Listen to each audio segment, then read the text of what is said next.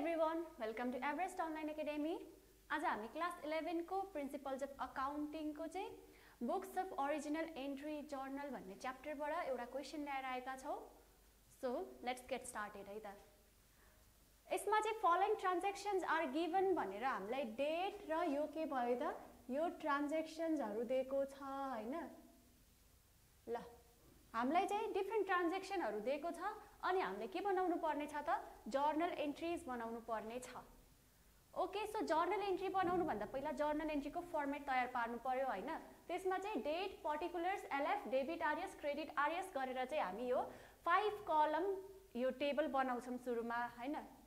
हामीलाई चाहिँ यसमा डेट पनि दिएको छ अनि ट्रान्ज्याक्सन पनि दिएको छ र अब हामी के गर्छौं त वन बाइ वन इच ट्रान्ज्याक्सनहरुलाई चाहिँ जर्नल एन्ट्रीमा प्लेस गर्छौं. ओके, सो सुरुमा चाहिँ चैत्र 1 मा के दिएको छ भन्दाखेरि business started with cash RS 25000 and bank balance RS 35000 भनेको छ.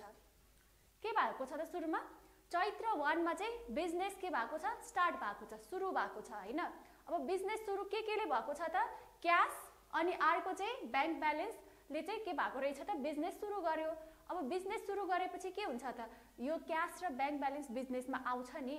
सो व्हाट कम्स इन त्यो चाहिँ के भयो त डेबिट भयो. बुझ्नु भयो. यो बिजनेस चाहिँ क्याश र बैंक ब्यालेन्सले सुरु गरेको हो के. क्याश चाहिँ 25000 लगायो अनि बैंक ब्यालेन्स चाहिँ 35000 लगाएर एउटा बिजनेस स्टार्ट गरेको हो नि. हो, अब बिजनेस स्टार्ट गर्दाखेरि जे कुरा पनि लाग्छ हैन, जे कुरा पनि हामीले इन्भेस्ट गर्छौं सो त्यो चाहिँ के हुने भयो त डेबिट साइडमा आउने भयो. ल अब हामी यसलाई चाहिँ यता लेखिदिन्छौं. सो सुरुमा डेटमा लेखौं चैत्र 1. चैत्र 1 मा के भएको छ बिजनेस स्टार्ट भएको छ. अब के आउने भयो बिजनेसमा क्याश आउने भयो र बैंक आउने भयो नि. हो, त्यही भएर चाहिँ हामीले के लेख्नु पर्यो क्याश अकाउन्ट डेबिट अनि अर्को चाहिँ बैंक ब्यालेन्स पनि बढेको हुन्छ हैन, बैंक अकाउन्ट पनि डेबिटमा आउँछ. 2 के लेख्नु पर्यो त क्यापिटल अकाउन्ट. यो क्यापिटल अकाउन्ट हामीले किन लेखेको भन्दा बिजनेस सुरु गर्दाखेरि जे कुरा पनि हामी लगाउँछौं नि हो त्यसलाई नै हामी के भन्छौं त क्यापिटल भन्छौं. अहिले चाहिँ क्याश र बैंक ब्यालेन्सले के भएको छ त बिजनेस स्टार्ट भएको छ. सो तिनीहरु के भयो त तिनीहरु एउटा बिजनेसको लागि के भयो क्यापिटल भयो, पुँजी भन्छ के. हो, त्यही भएर चाहिँ हामीले टु क्यापिटल अकाउन्ट लेखेको. यो दुईटा लगानी लगाएर बिजनेस सुरु गरेको हो भन्ने कुरा चाहिँ यसले देखायो. ओके, सो अब क्याश अकाउन्ट चाहिँ कति लेख्नु पर्यो यसमा 25000 छ अनि बैंक ब्यालेन्स चाहिँ कति छ त 35000.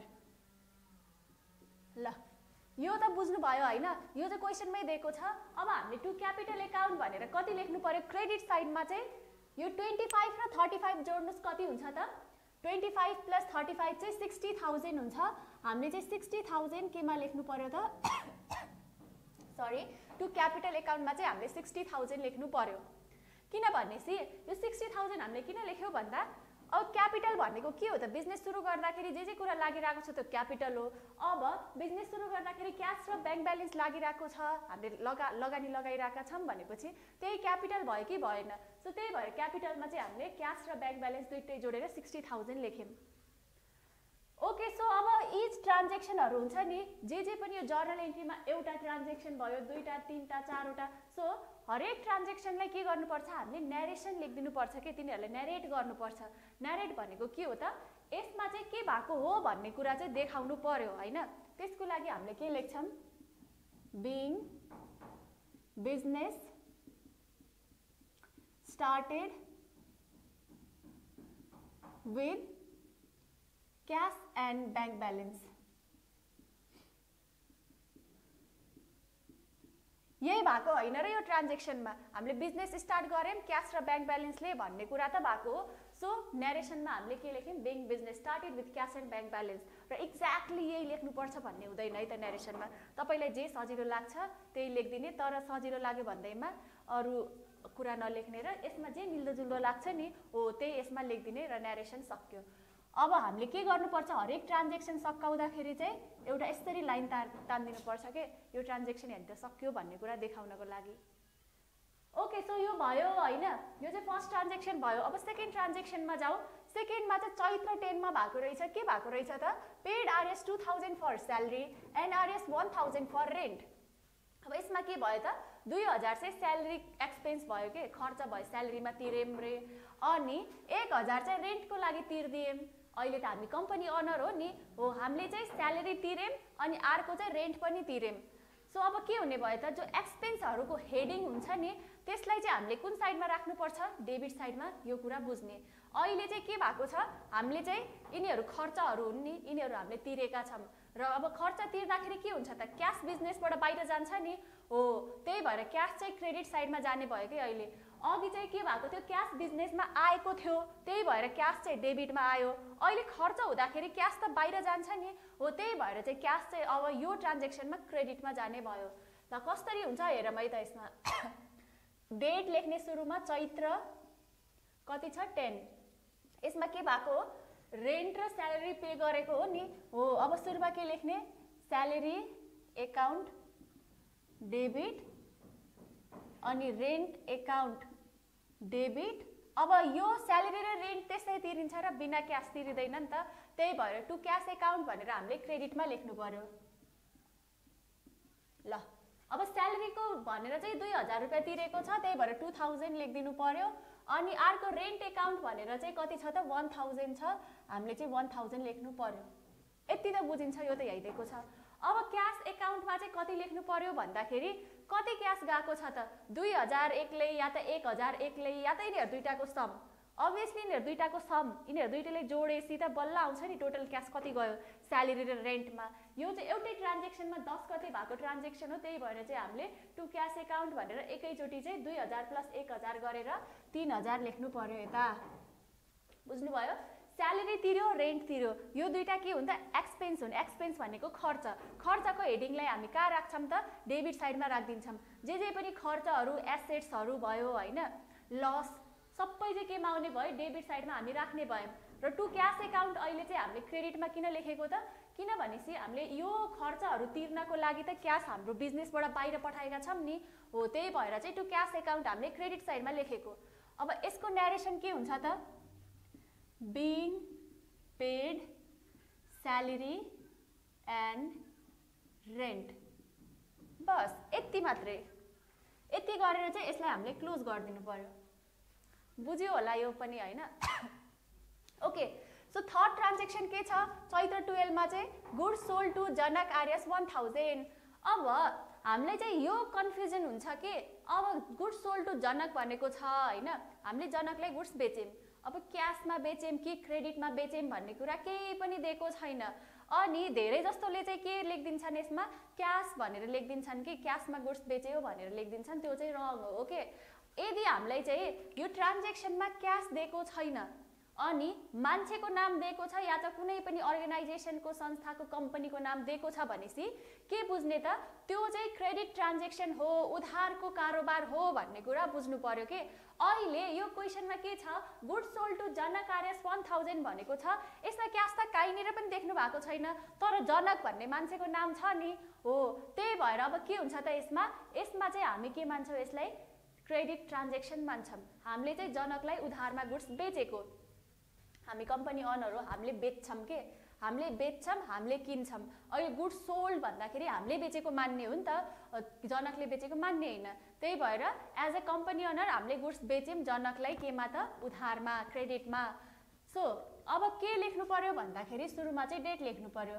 डेट कति छ, चैत्र 12। अब गुड्स बेच्दाखेरि के हुन्छ त, गुड्स बेच्दाखेरि हाम्रो कम्पनीबाट हाम्रो जो बिजनेस हुन्छ नि त्यहाँबाट त गुड्स जान्छ नि बाहिर, हो त्यही भएर चाहिँ गुड्स केमा आउने भयो त, क्रेडिटमा जाने भयो होइन। हामीले गुड्स बेच्यौँ, के भयो त, अब त्यो चाहिँ गयो हाम्रो कम्पनीबाट गयो। सो अब के हुने भयो भन्दाखेरि जनकलाई चाहिँ क्रेडिटमा गुड्स बेच्यौँ भनेपछि अब जनकले त हामीलाई तिर्ला नि, कहिले न कहिले त तिर्ला उसले। सो त्यही भएर अब के हुन्छ त, एकाउन्ट रिसिएबल भन्ने कुरा हुन्छ कि, जनक भनेको को हो त, अब उसले हामीलाई तिर्नु पर्ने छ होइन। त्यही भएर हामीले के लेख्छौँ, जनक एकाउन्ट डेबिट लेखिदिन्छौँ के, जनक एकाउन्ट डेबिट। किन लेखेको, यसलाई एकाउन्ट रिसिएबल पनि भनिन्छ है त, एकाउन्ट रिसिएबल। किनभनेपछि हामीले गुड्स बेचेपछि त हामीले पैसा पाउनु पर्छ नि, हामीले उधारमा गुड्स बेच्यौँ भनेपछि अब हामीले चाहिँ रिसिभ गर्नुपर्ने छ नि त, अब केही न केही त रिसिभ गर्नुपर्ने छ। र हामीले चाहिँ जनक एकाउन्ट किन लेखेको भन्दाखेरि जनकले हामीलाई तिर्न छ भन्ने कुरा देखाउनको लागि हामीले जनक एकाउन्ट लेखेको के, बुझ्नुभयो। ल अब जनक एकाउन्ट त डेबिटमा लेखेँ हैन, अब क्रेडिटमा के लेख्नु पर्यो त? हाम्रो कम्पनीबाट त गुड्स बाहिर गएको छ नि, त्यही भएर टु सेल्स एकाउन्ट लेख्दिने के। यसमा चाहिँ टु गुड्स एकाउन्ट लेखे पनि हुन्छ, तर सेल भएको छ त्यही भएर सेल्स एकाउन्ट लेखेको, गुड्स एकाउन्ट लेखे पनि रङ चाहिँ हुँदैन है त। सो अब के भयो, Janak account debit to sales account भनेर लेख्यौँ हामीले हैन। अब के भयो, हाम्रो कतिको गुड्स बाहिर गएको छ त? 1000 को गुड्स बाहिर गएको छ, हो कि नै? 1000 को गुड्स हामीले जनकलाई के गर्यौँ, बेच्यौँ, तर क्रेडिटमा बेच्यौँ। अब जनकले चाहिँ हामीलाई कति तिर्न बाँकी छ त? 1000। जनकसँग हाम्रो 1000 रुपियाँ छ, हामीले चाहिँ जनकलाई 1000 रुपियाँको सामान दिइसक्यौँ। अब उसले चाहिँ हामीलाई तिर्छ है त। अब यसको न्यारेसन के लेख्नु पर्यो?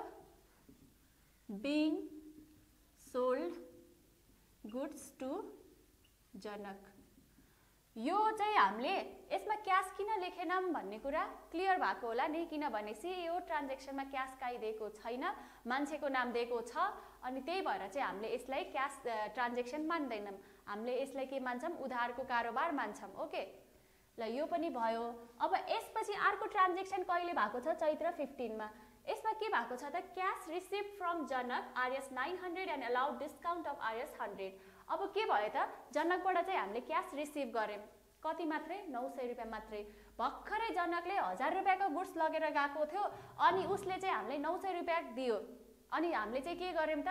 उसलाई 100 रुपियाँ डिस्काउन्ट दिएको हो के, त्यही भएर उसले 900 रुपियाँ मात्रै दियो। अब के हुन्छ भन्दाखेरि गुड्स बेचेपछि त हामीले रिसिभ गर्छौँ नि, हो कि नै? सो अब क्यास रिसिभ गर्दाखेरि के हुने भयो त? क्यास चाहिँ डेबिटमा आउने भयो, त्यही भएर अब के लेख्छौँ हामी? सुरुमा चाहिँ डेट सरी चैत्र 15 मा चाहिँ के हुनु पर्यो त? सुरुमा चाहिँ क्यास एकाउन्ट सरी डेबिट। अब क्यास कति दिएको छ त जनकले हामीलाई? उसले दिनुपर्ने त 1000 रुपियाँ हो कि नै? तर जनकले चाहिँ हामीलाई 900 रुपियाँ मात्रै दिएको छ, त्यही भएर हामी क्यासमा चाहिँ 900 रुपियाँ जति हामीले क्यास रिसिभ गर्यौँ त्यति चाहिँ सुरुमा क्यासमा लेख्नु पर्यो। अब हामीले चाहिँ जनकलाई 100 रुपियाँ डिस्काउन्ट दिएका छौँ, त्यही भएर के हुने भयो त? अब डिस्काउन्ट एकाउन्ट पनि डेबिटमा जाने भयो। डिस्काउन्ट अब यो त हामीले दिएको हो नि उसलाई, कसैले ल मान्नुस् तपाईँ कम्पनीको अनर हो हैन, तपाईले चाहिँ के गर्नु भयो त? कसैले सामान बेच्नु भयो हैन, सामान बेच्दाखेरि चाहिँ उसलाई तपाईले डिस्काउन्ट दिनुभयो। अब त्यो डिस्काउन्ट भनेको के भयो त? तपाईको लागि फाइदा भयो कि बेफाइदा भयो? अभियसली बेफाइदा भयो नि, त्यो त खर्चको रूपमा मानिन्छ, किनभने तपाईले सामान बेच्दाखेरि कसैले डिस्काउन्ट दिइराख्नु भएको छ भनेपछि त तपाईको लागि त्यो घाटाको कुरा भयो। अनि त्यही भएर चाहिँ डिस्काउन्ट एकाउन्ट हामीले डेबिटमा लेख्यौँ 100। बुझ्नुभयो? मैले अघि नै भनिसकेको थिएँ, जे पनि यो एक्सपेन्सहरू हुन्छ, लसहरू अनि एसेट्सहरू, त्यो चाहिँ डेबिट साइडमा आउँछ। अब क्रेडिटमा के आउने भयो त?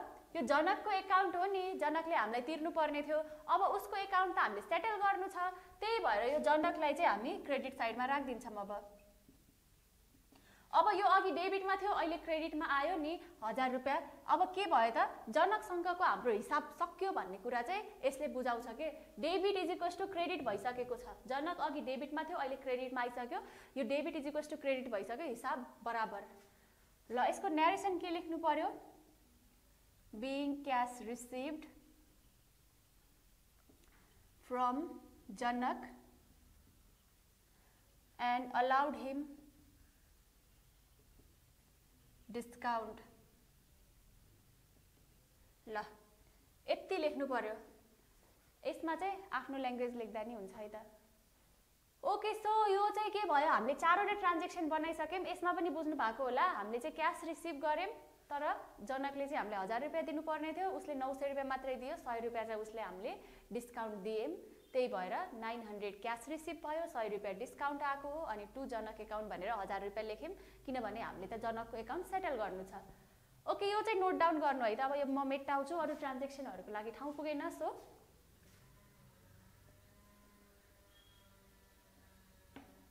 ओके,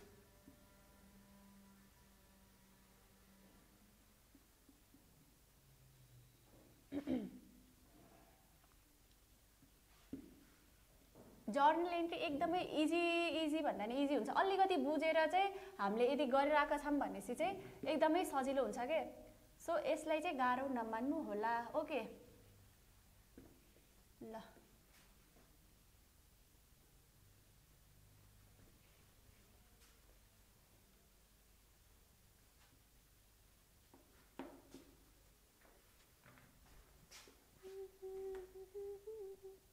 ओके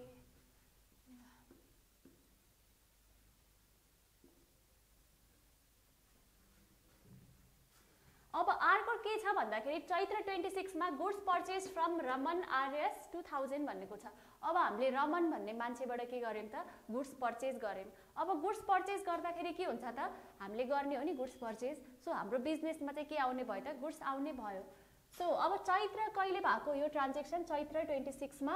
अब गुड्स पर्चेज गर्दाखेरि के हुने भयो गुड्स त कम्पनीमा इन हुन्छ, त्यही भएर चाहिँ पर्चेज अकाउन्ट डेबिट लेख्दिने। Okay so purchase account debit लेखेँ हैन। अब के छ यसमा हेर मै त क्याश तिरेको भन्ने कुरा देखा छ र देखा छैन नि। अब गुड्स रमनबाट पर्चेज गरेम भनेपछि के होला त यो चाहिँ क्रेडिट ट्रान्ज्याक्सन होला। किन होला त किनभने यहाँ क्याशको कुरै भएको छैन अनि रमन भन्ने मान्छेको नाम दिएको छ। सो अब यसलाई चाहिँ हामीले के मान्नु पर्यो उधारको कारोबार। हामीले रमनबाट उधारमा सामान किनेम। अब उधारमा सामान किनेपछि के होला त उसलाई त हामीले कहिले न कहिले तिर्नु पर्ला नि त। सो त्यही भएर के लेख्नु पर्यो टु रमन अकाउन्ट। बुझ्नुभयो। अघि चाहिँ भर्खरै माथि हामीले जनक अकाउन्टले हामीले डेबिट साइडमा लेखेका थियौं किनभनेसी उबाट हामीले रिसिभ गर्नुपर्ने थियो। अहिले चाहिँ हामीले रमनलाई क्रेडिट साइडमा लेखेका छौं किनभनेसी उसलाई हामीले तिर्नु पर्ने छ।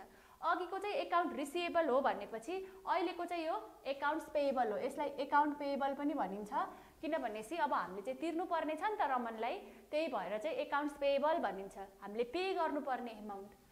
ल अब कतिको गुड्स किनेको छ त 2000 को गुड्स किनेको रहेछ। सो 2000 चाहिँ हामीले डेबिट र क्रेडिटमा लेख्छौं। 2000 को हामीले रमनबाट गुड्स किनेम। अब रमनलाई चाहिँ हामीले के गर्नु पर्यो 2000 रुपैयाँ तिर्नु पर्यो। र यसको न्यारेसन के हुन्छ being goods purchased from Raman. Okay so यो भयो हैन। अब अर्को हेर मै त चैत्र 26 को पनि भयो। अब चैत्र 29 मा के छ त cash paid to Raman RS 1900 in full settlement of RS 2000 भनेको छ। अब चाहिँ हामीले रमनलाई के गर्यौं त क्याश पे गर्यौं कति 1900। तर हामीले चाहिँ उसलाई त 2000 तिर्नु पर्ने छैन र छ नि। हो अब के भयो त अघि हामीले चाहिँ जनकलाई डिस्काउन्ट दिएका थियौं गुड्स बेच्दाखेरि। अब चाहिँ हामी गुड्स पर्चेज गर्दाखेरि हामीलाई डिस्काउन्ट मिलेको छ के। बुझ्नुभयो। हामीलाई डिस्काउन्ट मिल्यो। हामीले तिर्नु पर्ने कति त 2000 तर हामीले 1900 मात्रै तिरिरहेका छौं। 100 रुपैयाँ चाहिँ हामीलाई डिस्काउन्ट मिल्यो। ओके सो अब यो कहिलेको ट्रान्ज्याक्सन हो चैत्र 29 सुरुमा लेख्दिने। अनि त्यसपछि अब क्याश पेड टु रमन भनेपछि अब के होला त क्याश त जाला नि हाम्रो बिजनेसबाट। गुड्स पर्चेज गर्दाखेरि क्याश जान्छ कि जाँदैन। अब हामी के गर्छौं भन्दाखेरि क्याशलाई त हामी क्रेडिट साइडमा अभियसली लेखिहाल्छौं हैन। तर अब रमन भनेर चाहिँ हामीले यसको अकाउन्ट त सेटल गर्नु छ नि। अब उसलाई त के गर्नु पर्यो हामीले डेबिट साइडमा लेखिदिनु पर्यो। यो अघि क्रेडिट साइडमा थियो अब उसलाई चाहिँ हामीले डेबिटमा लेखिदिम रमन अकाउन्ट डेबिट। ल अब रमनको अकाउन्ट कतिको हो त 2000 को हो नि। हो त्यही भएर रमन अकाउन्ट डेबिटमा हामी 2000 लेखिदिन्छौं सुरुमा चाहिँ। उसको 2000 को अकाउन्ट सेटल गर्नुपर्ने छ नि त हामीले। अब के हुन्छ टु क्याश अकाउन्ट हुन्छ सुरुमा। हाम्रो बिजनेसबाट कति क्याश गएको छ त 1900। अनि त्यसपछि अब यो डेबिट र क्रेडिट हेर्नुस् न इक्वल छैन नि। हो अब रमनलाई 2000 तिर्नु पर्ने हामीले 1900 मात्रै तिरेम। तर यो अकाउन्ट सेटल भएको रहेछ। सो के भएको रहेछ त 100 रुपैयाँ चाहिँ हामीलाई रमनले डिस्काउन्ट दिएको रहेछ। त्यही भएर के लेख्ने त टु डिस्काउन्ट रिसिभ्ड अकाउन्ट। कति डिस्काउन्ट मिलेको छ हामीलाई 100 रुपैयाँ। बुझ्नुभयो। यो डिस्काउन्ट डेबिटमा लेख्ने कि क्रेडिटमा लेख्ने भन्ने कुरा कन्फ्युज हुन्छ होला हैन। सो अब रमनको अकाउन्ट कतिको छ 2000 को छ भनेर सुरुमा डेबिटमा लेख्नु पर्यो। अनि हाम्रो कम्पनीबाट क्याश कति गएको छ त 1900 गयो भन्ने बुझ्नु पर्यो। र अब डेबिट र क्रेडिट हेर्दाखेरि क्रेडिट साइड चाहिँ के छ त कम छ। अनि डिस्काउन्ट कुनमा मिलेको होला त कुनमा राख्नु पर्ला त क्रेडिट साइडमा राख्नु पर्ला अभियसली। हो त्यही भएर यो डिस्काउन्ट रिसिभ भनेर 100 रुपैयाँ राखेपछि डेबिट र क्रेडिट इक्वल भयो। डेबिट र क्रेडिट जहिले इक्वल बनाउने है त। being cash paid to Raman and received discount। ल यो पनि भयो है त।